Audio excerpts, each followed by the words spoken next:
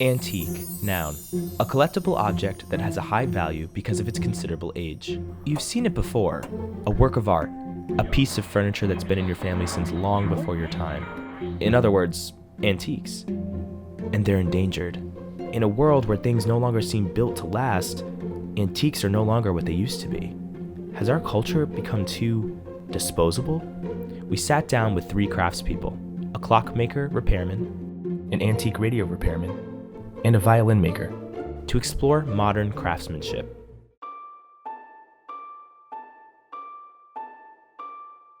My name is John Hutchison. I'm 3rd generation clock repairer in the family. I've been doing this on my own for about 20 years. My grandfather started this back in the 1940s.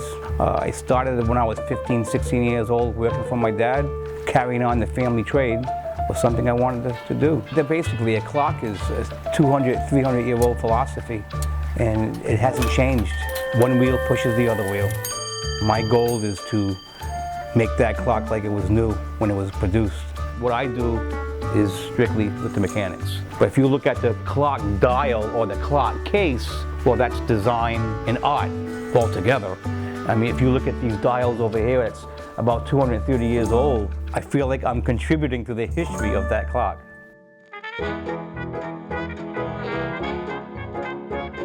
I'm Bob Esslinger from Antique Radio Restoration and Repair. We're in Pomfret, Connecticut, and I restore antique radios for a living. Junior high school and high school, I worked for a number of auto body shops restoring car radios. And from there I gravitated to antique radios, and I haven't looked back since. When a radio arrives here, it's usually in pretty sad shape. Some have been painted green, a big mistake. What we'll do is rebuild it and refinish it so it looks and plays like the day it left the factory. When you restore a radio, you want to do it in a way that even a museum would want it done. You want to use the original factory parts, and you want to make sure that the wire is the same type as the original.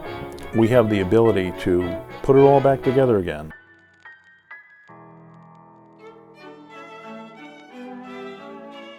My name is Dennis McCartan. I'm a violin maker in Pawtucket, Rhode Island. I have been involved with violin making and violin repair roughly 20 years. Every violin maker you talk to will explain that sometime in their early life they were just smitten with the violin. I started looking around for violins to just, fiddle with, excuse that pun, but it is a process of shaping the wood so that it will make the best shape as well as the best sound. This is the first step in building a violin, is those blocks inside the violin are glued into these openings. And it really does take an artist's eye to make a beautiful violin, and to make a good sounding violin, he has to have an artist's ear as well, I suppose. It's a fabulous thing. Newer isn't always better, and you'll find this with many, many things, not just radios. Unfortunately, we live in a throwaway society today. And it's a shame, because you buy something brand new, you pretty much guarantee that in anywhere from 2 to 5 years, it's going to be garbage. Well, there's a whole class of violins that are built, mass-produced, mostly for the student market. There's no artistry involved with them except that they copy the shape. The fact that the human spirit that is invested in the thing is what makes the thing permanent and lasting and desirable and worth fixing. Most of the clocks that come in here are sentimental to my customers. Either they inherited it from Uncle Bill or Aunt Millie. And oftentimes this is all they have from that era, to remind them of Grandma or Grandpa or Mom or Dad. And they'll say, "Oh, I didn't know you were here. My grandfather had a violin. Can I bring it in?" And I say, "Please do." It's just a part of that person's past. 40, 50 years ago, there would have been a watch and clock maker, maybe not in every corner, but one in every town, and now there's like 2 or 3 of us in the whole state of Rhode Island. We see a gradual decline.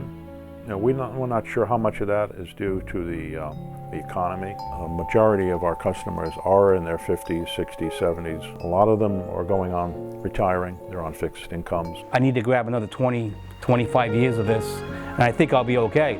But you're right, the need for me is less and less.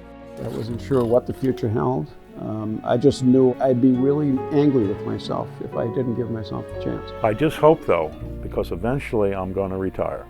It's time for a younger generation to step up.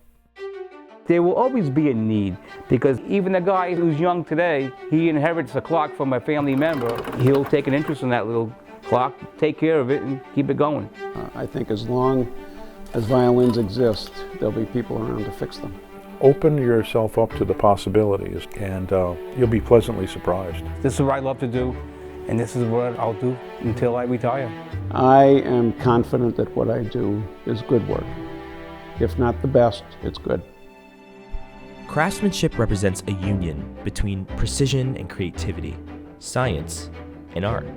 Let's take a look at our definition of antique again. Antique, noun, a collectible object that has a high value because of its considerable age. A piece of legacy.